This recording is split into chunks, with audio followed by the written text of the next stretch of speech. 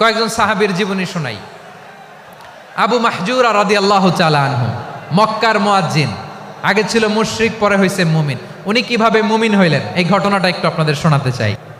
হুনাইনের যুদ্ধে ৮ম হিজরি, কত হিজরি সবাই বলেন না একটু, কত হিজরি? ৮ম হিজরিতে হুনাইনের যুদ্ধে রাসূল সাল্লাল্লাহু আলাইহি ওয়াসাল্লাম ফিরে আসতেছেন মদিনায়। পথিমধ্যে বেলাল রাদিয়াল্লাহু তাআলা আনহু আজান দিচ্ছেন। কি দিচ্ছেন?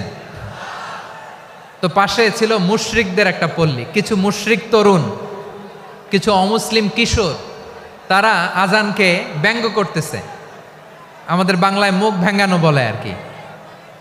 বেলাল রাদিয়াল্লাহু তাআলা আনহু আজান দিচ্ছেন, ওই বাচ্চাগুলো মুশরিক, তো ওরা আজানকে ব্যঙ্গ করতেছে, বিকৃতি করে ওরাও আজান দিচ্ছে। উদ্দেশ্য হচ্ছে আজানকে নিয়ে ঠাট্টা করা। উদ্দেশ্য কি?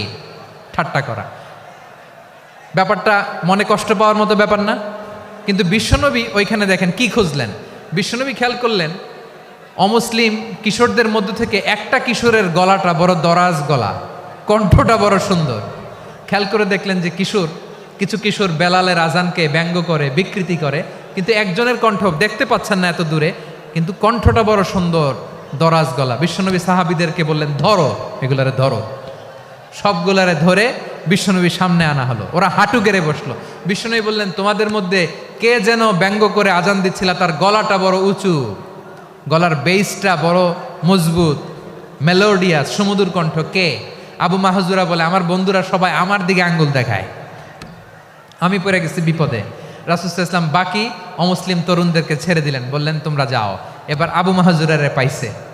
আবু মাহজুরার চুলের মধ্যে হাত দিলেন বিশ্বনবী, মাথায় হাত দিয়ে বললেন, এবার আজান দাও দেখি। আবু মাহজুরা বলে, আমি তো আজান দিতে জানি না, কারণ আমি তো বেলালেরটা শুইনা দিছি, আমার তো মুখস্থ নাই, আমি তো আজান দিতে জানি না। বিশ্বনবী বললেন, জানো না? তাহলে আসো, আমি তোমারে শিখাই দেই। সুবহানাল্লাহ পড়েন। আবু মাহজুরা হাঁটু গেড়ে বসে, বিশ্বনবীর মোবারক হাত আবু মাহজুরার চুলের মধ্যে। বিশ্বনবী আজানের মুআল্লিম আবু মাহজুরাকে বলতেছে, ঠিক আছে তোমারে শিখাই দিচ্ছি, আমি যা যা বলবো আমার সাথে সাথে বলো, পারবা? আবু মাহজুরা বলে, পারবো। বিশ্বনবী আজান দিচ্ছেন, মাথায় হাত দিয়ে আল্লাহু আকবার,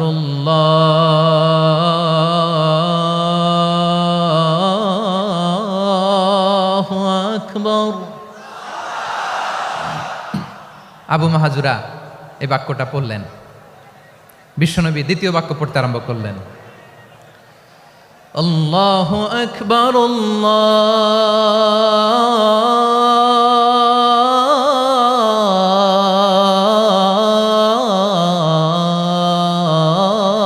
আল্লাহু আকবার। আবু মাহজুরা এই বাক্যটা বললেন। বিশ্বনবী আবু মাহজুরার মাথার মধ্যে হাত দিয়ে তৃতীয় বাক্য পড়লেন, আশহাদু আল্লা ইলাহা ইল্লাল্লাহ,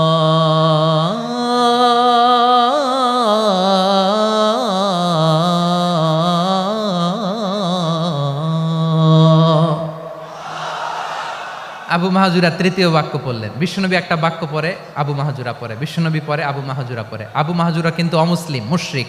আবু মাহজুরা বলে, এক একটা বাক্য পড়ি আমার কলিজাটা গলে ঠান্ডা হয়ে যায়। এতদিন মোহাম্মদকে গালি দিতাম, এখন মোহাম্মদ আমার মাথায় যখন হাত রাখছে আমার সারা শরীর ঠান্ডা হয়ে গেছে।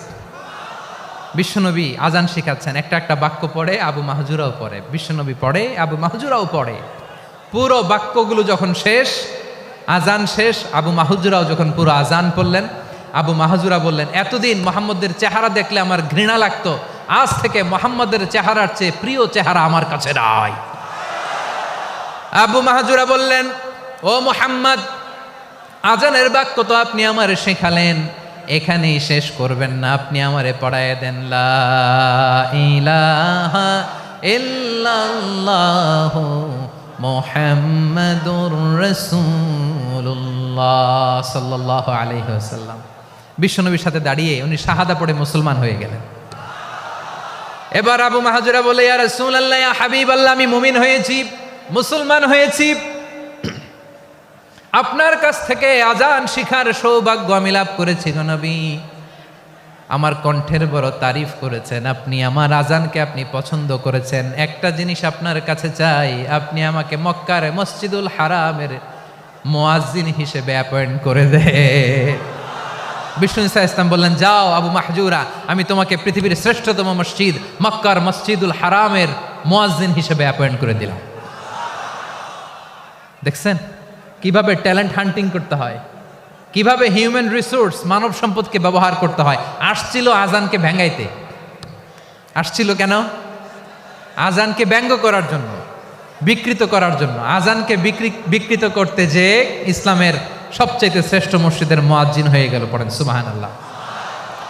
হযরত আবু মাহজুরা রাদিয়াল্লাহু তাআলা আনহু ওনার এই সুললিত কণ্ঠ ব্যবহার করে মসজিদুল হারামে এত সুন্দর করে আল্লাহু আকবার বলে আজান দিতেন, মানুষগুলোর, মুসল্লিগুলোর, মক্কাবাসীর হৃদয়কে তিনি বিগলিত করে দিতেন। মানুষের হৃদয়কে ঠান্ডা হয়ে যেত। শুধু এখানেই শেষ না আমার যশোরের ভাইয়েরা, বিশ্বনবী যখন সাইয়েদনা আবু মাহজুরা রাদিয়াল্লাহু তাআলা আনহুকে আজান শিখাচ্ছিলেন, বলেন তো বিশ্বনবীর হাতটা কোথায় ছিল?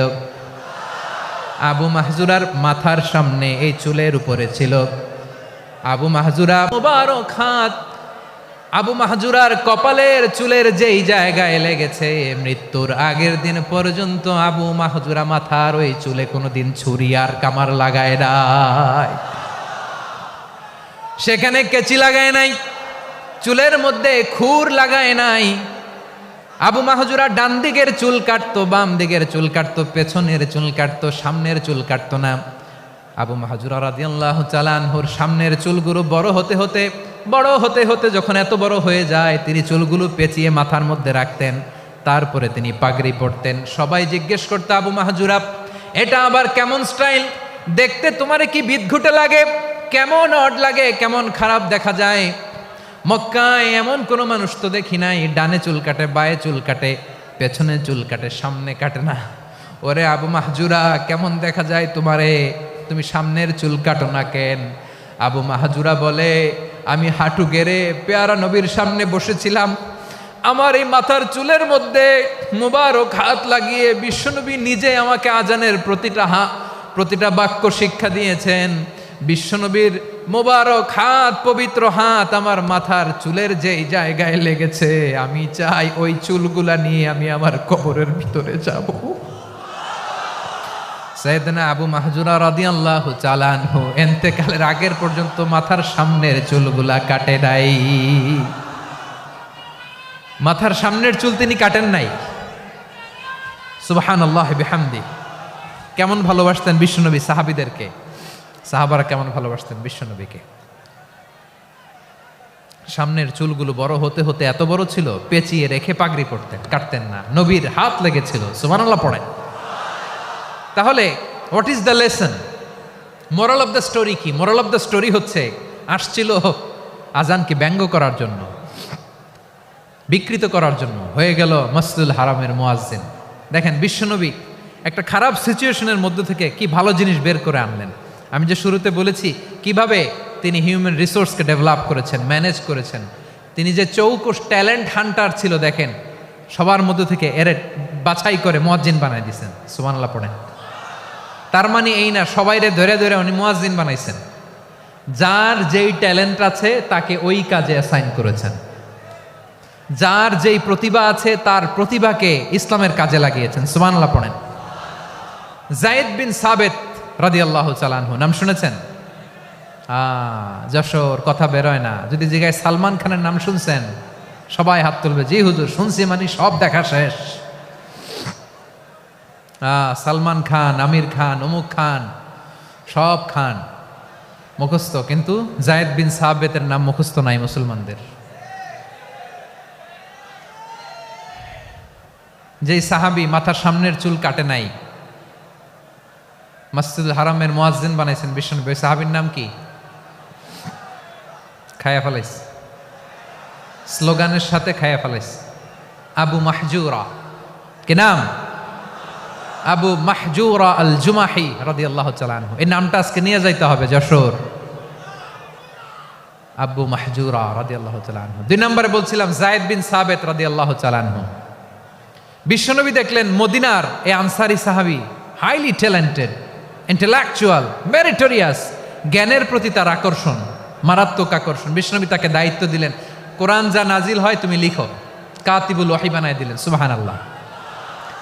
যায়েদ বিন সাবিতরে আবার আজান শেখান নাই, কারণ তার মধ্যে বিশ্বনবী প্রতিভা দেখেছেন, একাডেমিক প্রতিভা। বিশ্বনবীর একাডেমিক প্রজেক্টগুলো তিনি হ্যান্ডেল করতেন। যায়েদ বিন সাবিত ছিল বিশ্বনবীর ব্যক্তিগত সচিব। কি ছিল? ব্যক্তিগত সচিব। বোঝেন নাই? বিশ্বনবীর ব্যক্তিগত সচিব এবং দোভাষী। ইহুদিরা কিছু লিখে দিলে এটার অর্থ বিশ্বনবীরে বুঝায় দিতেন, আবার ইহুদিদের কাছে কিছু লিখতে হলে তিনি লিখে দিতেন। বিশ্বনবী একদিন বললেন, ইন্নী ওয়াল্লাহি মা আমানু ইয়াহুদা আলা কিতাব।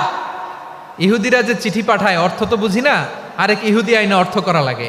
আবার ইহুদিদের কাছে কিছু লিখে পাঠাইতে চাইলে আমরা তো লিখতে পারি না, ইহুদিরে দিয়ে লেখা লাগে। ওরা যে পয়রা শোনায় লিখে দেয়, আমি ওদের বিশ্বাস করি না। আমার নিজের একজন লোক দরকার। বিশ্বনবী এই যায়েদ বিন সাবিতকে চুজ করলেন ল্যাঙ্গুয়েজের জন্য। উনি বললেন, যায়েদ, তোমার সফট স্কিলকে ডেভেলপ করতে হবে, তুমি হিব্রু ল্যাঙ্গুয়েজ শিখে ফেলো। যায়েদ বিন সাবিত বলল, বিশ্বনবীর মোটিভেশন আর ইন্সপিরেশন পেয়ে আমি 15 দিনে ইহুদিদের এই হিব্রু ল্যাঙ্গুয়েজ শিখে ফেললাম। শুধু শিখে ফেললাম না, হাত্তা হাদিকতু, even I became master in the language. এই ভাষা আমি পারদর্শী হয়ে গেলাম। এরপরে ইহুদিরা চিঠি লিখে পাঠালে আর কোনো ইহুদি ডাকা লাগতো না, আমি নবীর এটার অর্থ শুনে পরে বুঝাই দিতাম। আবার ইহুদিদের কাছে চিঠি লেখা লাগলে আমি যায়েদ বিন সাবিত চিঠি লিখে দিতাম। সুবহানাল্লাহ। দেখেন, এত সাহাবীর মধ্য থেকে বিশ্বনবীর একাডেমিক প্রজেক্ট, ব্যক্তিগত সচিব, দোভাষী হিসেবে তিনি যায়েদ বিন সাবিতের মতো তরুণকে নির্বাচিত করেছেন। কেমন ট্যালেন্ট হান্টার ছিল আমার নবী। সুবহানাল্লাহ পড়বেন না? বিশ্বনবীর ইন্তেকালের পরে সাইয়েদনা আবু বকর রাদিয়াল্লাহু তাআলা আনহু যখন খলিফা হয়ে আসলেন, কোরআনকে সংকলনের দায়িত্ব দেয়া লাগবে, কোন সাহাবীকে দিবেন? সব সাহাবারা মিলে পরামর্শ করলেন। সাইয়েদনা আবু বকর, ওমর সবাই মিলে এই বিশাল কোরআন সংকলনের গুরু দায়িত্ব বিশ্বনবীর ব্যক্তিগত সচিব, বিশ্বনবীর দোভাষী, বিশ্বনবীর সিলেক্ট করাই লোক যায়েদ ইবনে সাবিত রাদিয়াল্লাহু তাআলা আনহুকে দিয়েছে। কোরআনের কপি তো আজকে এখানে রাখে নাই। এই যে আজকের যে কোরআন পড়েন, এটা আগে এরকম ছিল না। কোরআন নাজিল হলে সাহাবারা চামড়ার, ওটের চামড়ায় লিখে ফেলতো, ওটের চ্যাপ্টা হাড্ডির মধ্যে লিখে ফেলতো, গাছের গুড়ির মধ্যে লিখে ফেলতো, বিভিন্ন জনের কাছে ছড়ানো ছিটানো ছিল। আবু বকর রাদিয়াল্লাহু তাআলা আনহু একসাথে করলেন, পরবর্তীতে উসমান রাদিয়াল্লাহু তাআলা আনহু একসাথে করলেন। 114 সূরার এখন এই মুসহাফ, এই কম্পাইলেশন, এই কপি আমরা পেয়েছি, যার হিউজ কন্ট্রিবিউশন ছিল। এই পুরো কোরআন কম্পাইলেশনের প্রজেক্ট ম্যানেজার ছিল যায়েদ বিন সাবিত রাদিয়াল্লাহু তাআলা। কোরআন কম্পাইলেশনের প্রজেক্ট ম্যানেজার। দেখেন, উনারে মাথায় হাত দিয়ে আজান শিখায় নাই। সুবহানাল্লাহ কইবেন না? তাহলে প্রথম সাহাবী আবু মাহজুরাকে মুয়াজ্জিন বানাইলেন, যায়েদ বিন সাবিতকে ব্যক্তিগত সচিব আর দোভাষী বানালেন, মুসআব ইবনে উমাইর রাদিয়াল্লাহু তাআলা আনহুকে ইসলামের প্রথম অ্যাম্বাসেডর বানালেন। তাহলে তৃতীয় নাম্বার একজন সাহাবীর নাম বলছি, মুসআব ইবনে উমাইর। মুসআব কি নাম? নামটা কেমন লাগে? এই কয়েকজনের ভাল লাগে, বাকিদের ভাল লাগে না? ভাল লাগে। He was the first ambassador in Islam. ইসলামের প্রথম ডিপ্লোমাট, ইসলামের প্রথম কূটনৈতিক, ইসলামের প্রথম ডিপ্লোমাট, প্রথম অ্যাম্বাসেডর মুসআব ইবনে উমাইর। মক্কার তরুণ যুবক, উনি পারফিউম লাগাইলে মানুষ দেখলেই বুঝতো এটা মুসআব লাগাইছে। এমন ড্যাশিং ফেসের ছিল, এমন স্মার্ট ড্যাশিং ফেস, এমন পার্সোনালিটির মানুষ ছিল মুসআব রাদিয়াল্লাহু তাআলা আনহু। কারণ যিনি ইসলামের স্পোকম্যান হবেন, মুখপাত্র হবেন, তার স্মার্ট হওয়ার দরকার আছে না নাই? আকাবার প্রথম শপথ যখন হলো, তাদের সাথে বিষ্ণু ঈসা ইসলাম মদিনাতে একজন মুখপাত্র পাঠালেন, ডিপ্লোমাটকে পাঠালেন, অ্যাম্বাসেডর অফ ইসলাম। তিনি হচ্ছেন মুসআব ইবনে উমাইর। পড়েন সুবহানাল্লাহ। বিশ্বনবী দেখলেন সে অনেক স্মার্ট, তার ডেডিকেশন আছে, সিনসিয়ারিটি আছে, এবং মদিনায় যে আউস খাজরাজ গোত্রের নেতাদের সাথে ডিল করতে হবে, ইহুদিদের সাথে ডিল করতে হবে, ওখানে একজন পাক্কা জানু খেলোয়াড়ের দরকার আছে না নাই? মুসআব ইবনে উমাইর রাদিয়াল্লাহু তাআলা আনহু, ওনাকে বিষ্ণু ঈসা ইসলাম চুজ করলেন।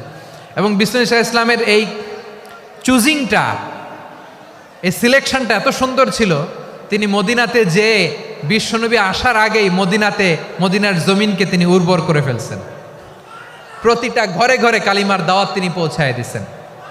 জুমার বিধান নাজিল হয়েছে, কিন্তু মক্কায় পরিবেশ নাই জুমা পালনের। বিষ্ণু ইসলাম একজনকে দিয়ে খবর পাঠালেন, যাও মদিনায় মুসাবকে যেয়ে বলো, মুসাব তো আমার শিক্ষক, আমার স্পোকম্যান, মদিনাতে যেন তারা জুমা কায়েম করে। বিশ্বনবীর আগেই মুসাব মদিনার মুসলিমদেরকে নিয়ে মদিনায় প্রথম জুমা কায়েম করে ফেলছে। কোন সুবহানাল্লাহ। ডিপ্লোম্যাটদের কেমন হইতে হয়, অ্যাম্বাসেডারের কেমন হইতে হয়, মুসাব রাদিয়াল্লাহু তাআলা আনহুর কাছ থেকে শিখে নাও। মুসাব নামটা কেমন লাগে? যশোর যাদের সন্তান হবে, ছেলের সন্তান, আমার রাস্তায় পাইলে সবাই জিজ্ঞেস করে, হুজুর একটা নাম দেন, আমার ছেলে হবে। যশোরবাসীর জন্য আমি একটা নাম দিয়ে দিলাম, নাম রাখতে হবে মুসাব। কি নাম? নামটা যাদের ভাল লাগে, ছেলে সন্তান অনাগত আসবে, মনে চাইলে নাম রেখে দিবেন মুসাব রাদিয়াল্লাহু তাআলা আনহুর নামে মুসাব। তাহলে মুসাব রাদিয়াল্লাহু তাআলা আনহুকে বিশ্বনবী ল্যাঙ্গুয়েজ শিখান নাই, সফট স্কিল শিখান নাই। জায়েদ রাদিয়াল্লাহু তিনি হিব্রু ল্যাঙ্গুয়েজ শিখেছেন, সুরিয়ানি শিখেছেন, কিন্তু মুসাবকে তিনি বানিয়েছেন the spokesman of Islam, the first diplomat, the ambassador of Islam. সুবহানাল্লাহ পড়বেন না? আব্দুল্লাহ ইবনে আব্বাস রাদিয়াল্লাহু তাআলা আনহু বিশ্বনবীর কাজিন, চাচাতো ভাই। আবার মাইমুনা রাদিয়াল্লাহু তাআলা আনহু, মাইমুনা নবীর স্ত্রী, তিনি ছিলেন আব্দুল্লাহর আপন খালা। তো নবীর বউ যদি ওনার খালা হয়, নবী তার কি? বুঝে নাই, নবী তার কি? খালু। তাহলে সম্পর্ক অনেক গভীর, কাজিন আবার খালু। ছোট্ট মানুষ, তাই রাতে মাঝে মাঝে ঘরে থাকতো। বিশ্বনবী দেখলেন আব্দুল্লাহ যেহেতু আমার ঘরে ঢুকতে পারে, আব্দুল্লাহরে এই উম্মতের বড় শিক্ষাবিদ বানাইতে হবে। কথা বোঝে নাই? আব্দুল্লাহকে কি বানাইতে হবে? শিক্ষাবিদ, এডুকেটর অফ দিস উম্মাহ, এই উম্মার শিক্ষাবিদ বানাইতে হবে। তাই আব্দুল্লাহ ইবনে আব্বাসকে বিশ্বনবী হাতে কলমে শিক্ষা দিয়েছেন। আব্দুল্লাহ ইবনে আব্বাস রাদিয়াল্লাহু তাআলা আনহু, মনোযোগ দিয়ে কয়েকটা মিনিট শুনুন, আমি এখনই শেষ করে দিচ্ছি। আব্দুল্লাহ ইবনে আব্বাস রাদিয়াল্লাহু তাআলা আনহু, ওনাকে বিশ্বনবী হাতে কলমে শিক্ষা দিয়েছেন, যেহেতু উম্মতের শিক্ষাবিদ হবেন, এডুকেটর হবেন। তো বিশ্বনবী রাতে যখন তাহাজ্জুদ পড়তেন, ছোট্ট আব্দুল্লাহ ঘরে থাকতো। বুঝতে পেরেছেন? ছোট্ট মানুষ তো ঘরে থাকতো। তো বিশ্বনবী তাহাজ্জুদের জন্য একবার দাঁড়িয়েছেন, ছোট্ট আব্দুল্লাহ ওযু করে দাঁড়াইছে। আচ্ছা বলেন তো, ইমাম আর মুসল্লি মোট যদি দুইজন হয়, একজন ইমাম একজন মুসল্লি, তো মুসল্লি ইমামের কোন দিকে দাঁড়াবে? ডানে দাঁড়াবে। ছোট্ট আব্দুল্লাহ বোঝে নাই, বিশ্বনবী তাহাজ্জুদ শুরু করেছেন, উনি একতেদা করছেন আর দাঁড়াইছেন বায়ে। কোথায় দাঁড়িয়েছেন? আব্দুল্লাহ বলেন, যখন আমি বায়ে দাঁড়ালাম, আখাযা রাসূলুল্লাহ সাল্লাল্লাহু আলাইহি ওয়াসাল্লাম উযুনি আল ইউমনা ইয়াফতিলুহা, বিশ্বনবী নামাজরত অবস্থায় আমার কান ধরে টেনে আমার ডান দিকে এনে দাঁড় করায় দিলেন। পড়েন সুবহানাল্লাহ। দেখেন হাতে কলমে শিক্ষা। আর জীবনে ভুল হবে? কথা কয় না, আর ভুল হবে? আর ভুল হবে না। এভাবে বিশ্বনবীর অনেক সঙ্গ পেয়েছেন, সফর করেছেন, একই বাহনে বসেছেন, এক বাহনে বসে লম্বা নাসিহত করেছেন, বলেছেন, ইয়া গোলাম ইহফাদিল্লাহ ইয়াহফাজকা, ইহফাদিল্লাহ তাজিদহু তুজাহাক, ইযা সাআলতা ফাসআলিল্লাহ ওয়া ইযা ইসতাআনতা ফাসতাইন বিল্লাহ। আল্লাহর বিধান মানো, আল্লাহর বিধান রক্ষা করো, আল্লাহ তোমায় রক্ষা করবে।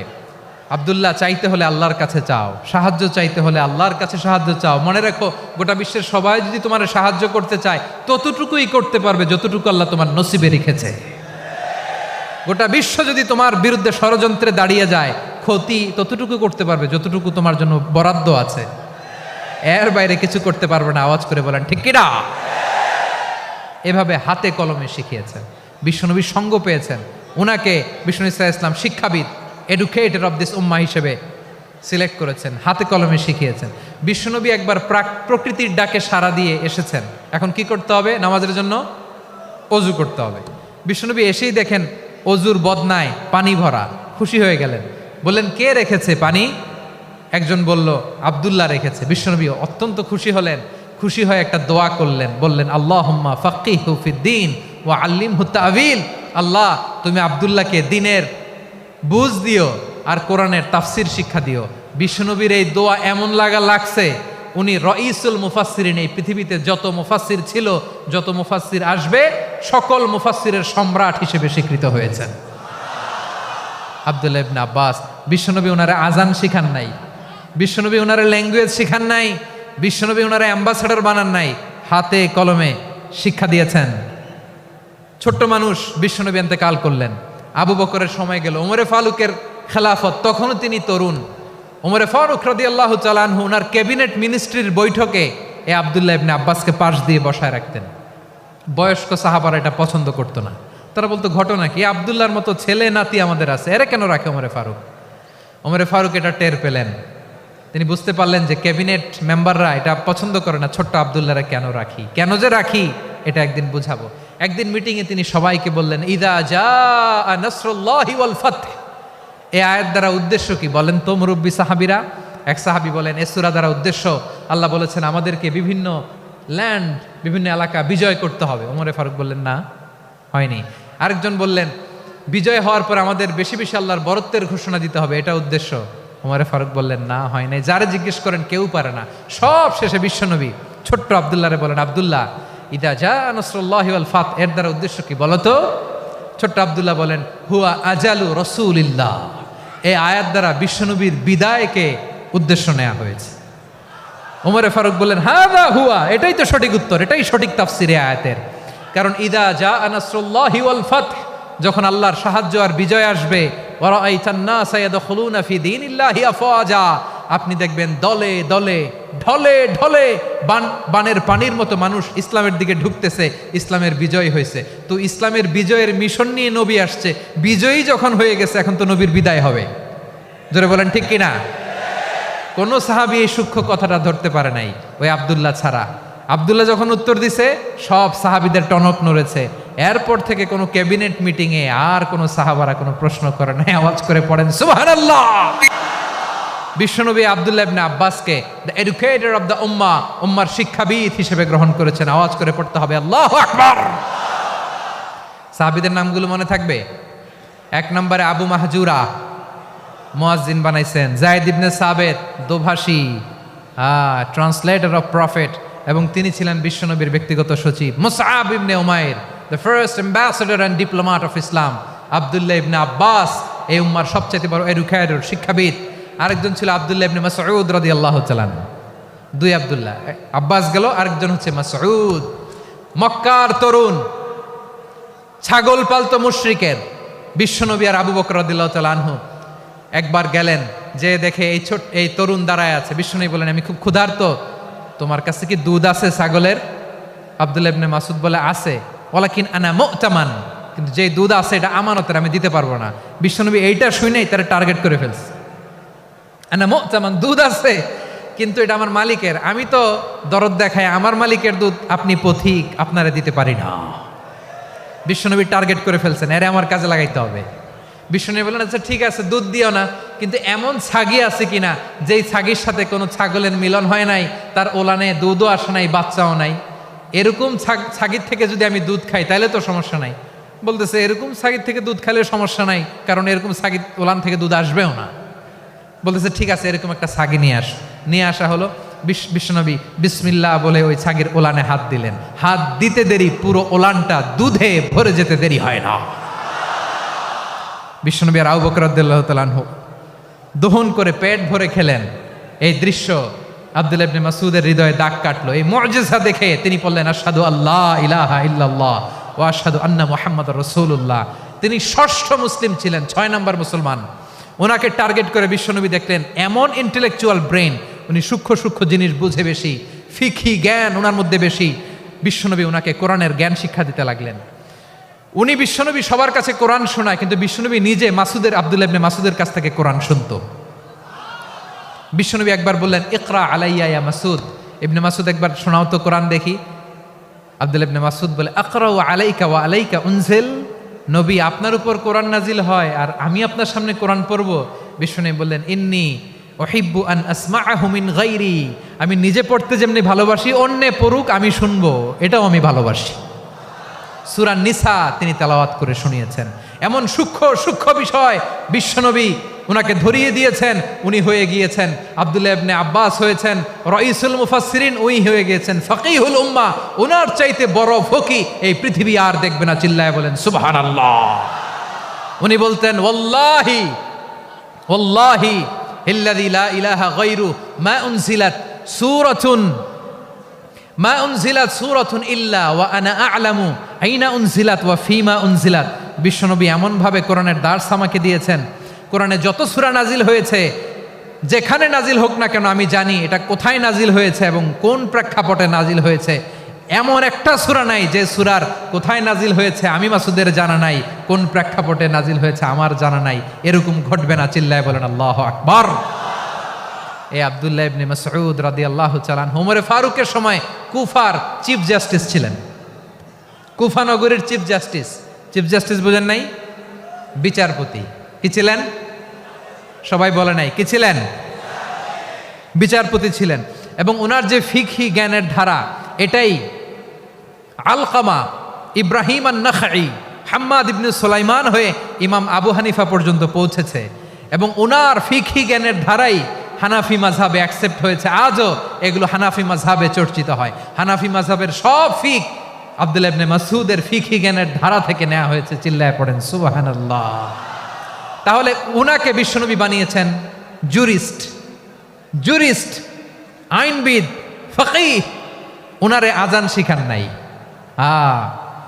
হিউম্যান রিসোর্স ডেভেলপমেন্ট কিভাবে করবেন, মানব সম্পদের উন্নয়ন কিভাবে করতে হয়, কিভাবে যার যেখানে প্রতিভা কাজে লাগাতে হয় উনি দেখিয়েছেন। সুবহানাল্লাহ পড়বেন না? খালিদ বিন ওয়ালিদ নাম শুনছেন? কে কে শোনেন নাই হাত তোলেন।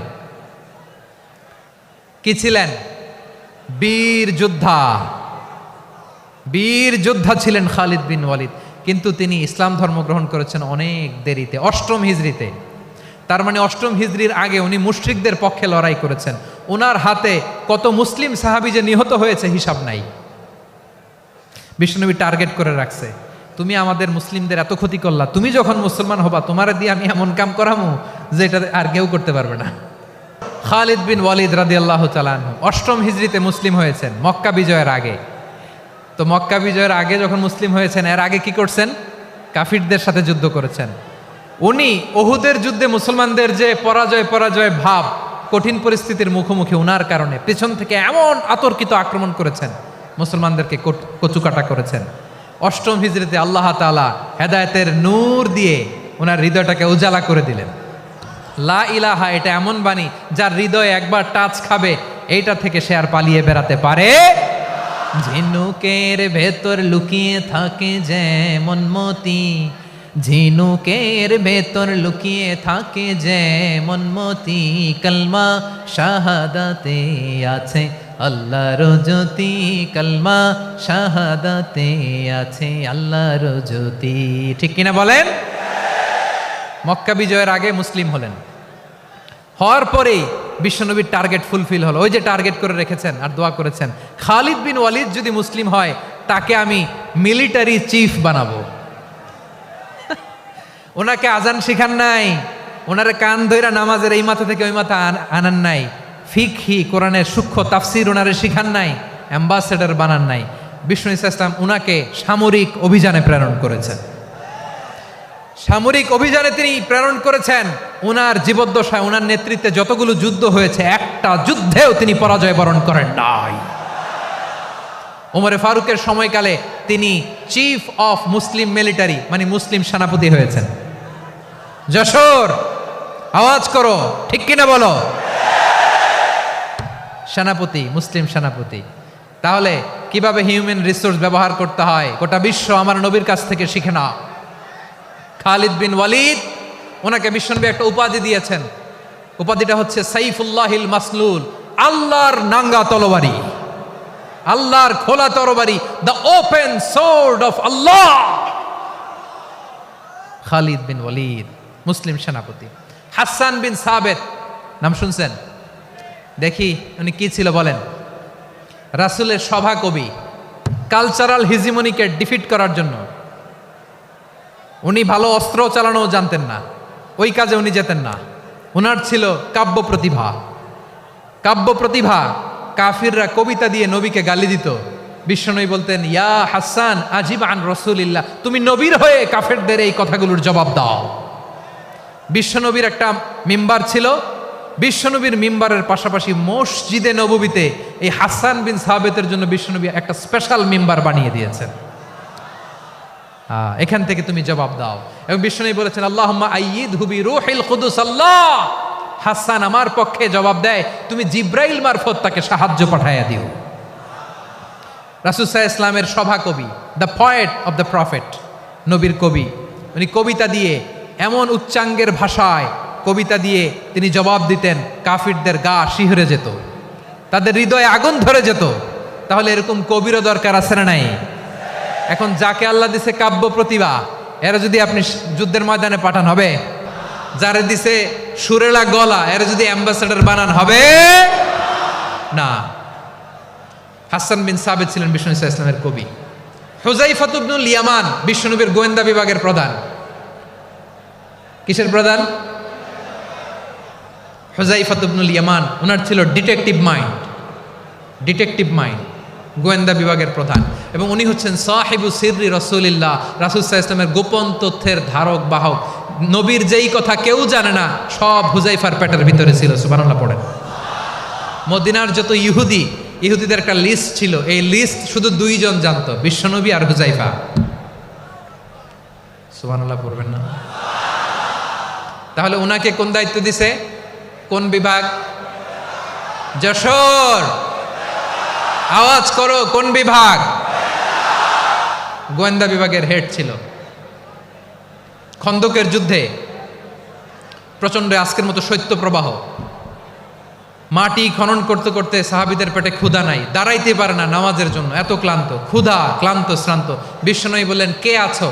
এই কঠিন শীত, এই ভয় আর ক্ষুধার মধ্যেও খন্দকের পরীক্ষার টপকে শত্রু শিবিরে যে আমাকে তথ্য দিবা, কে আছো?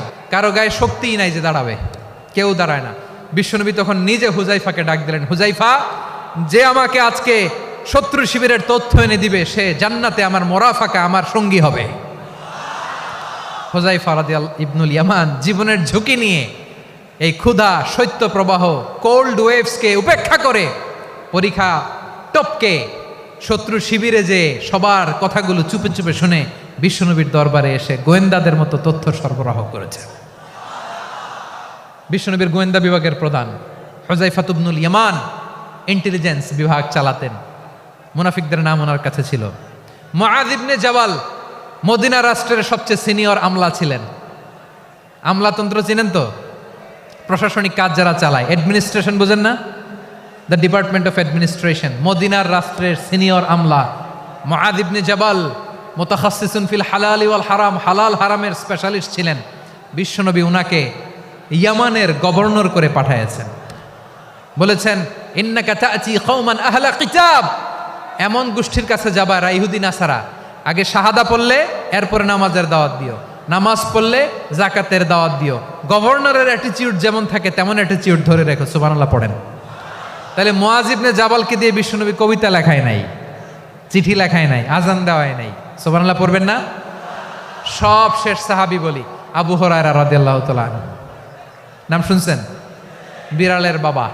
কি করতেন? খালি হাদিস মুখস্থ করতেন। উনি বলতেন, আলজামু রাসূলুল্লাহ আলা মিল ইবাতনি, আমার শুধু পেটের ক্ষুধার বন্দোবস্ত হইলে আমি নবীর সঙ্গ ছাড়তাম না। আমার আনসার সাহাবারা ক্ষেত খামারের কাজ করতো, আমার মুহাজির সাহাবারা ব্যবসা করতো, আর আমি নবীর সাথে সাথে থাকতাম। শুধু সকাল বিকাল দুই বেলা যদি আমার খাবারের বন্দোবস্ত হয়, আমি আর নবীর লক ছাড়ি না। সুবহানাল্লাহ কইবেন না? 5374টা হাদিস তিনি বর্ণনা করেছেন। সবচেয়ে বেশি হাদিস বর্ণনাকারী সাহাবী। হাদিস প্রিজার্ভেশনের কাজে বিশ্বনবী ওনাকে কাজে লাগিয়েছেন। উনি একদিন বলেন, ইয়া রাসূলুল্লাহ আসমাউ মিনকা কাসীরান ফালা আহফাজু, নবী অনেক কথা শুনি আমার মনে থাকে না। বিষ্ণু বললেন, তাই? উবসুত রিদাক, তোমার চাদরটা বিছাও। আবু হুরায়রা বিছালেন, বিশ্বনবী হাত বুলায় দিলেন, এরপরে অনেক হাদিস বর্ণনা করলেন। আবু হুরায়রা বলে, তারপর থেকে বিশ্বনবী যাই বর্ণনা করে আমি শুনি আর একটাও বলি না। এখন সুবহানাল্লাহ। বিশ্বনবী ওনাকে হাদিস প্রিজার্ভেশন, নবীর এই যে লক্ষ্য হাদিস প্রিজার্ভেশনের এই দায়িত্ব দিয়েছেন সাইয়েদনা আবু হুরায়রা রাদিয়াল্লাহু তাআলা আনহুকে। প্রিয় ভাইরা, তাহলে 10 জন সাহাবীর কথা যে বললাম, আপনারা কি খেয়াল করেছেন কত বড় ট্যালেন্ট হান্টার, চৌকস ট্যালেন্ট হান্টার ছিল আমার নবী। এক একজনের এক এক ট্যালেন্ট, এক এক কাজে অ্যাসাইন করেছেন, এক একজনকে এক এক দায়িত্ব দিয়েছেন, এক একজনের প্রতিভাকে এক একভাবে বিকশিত হওয়ার সুযোগ দিয়েছেন। আওয়াজ করে বলেন ঠিক কি না?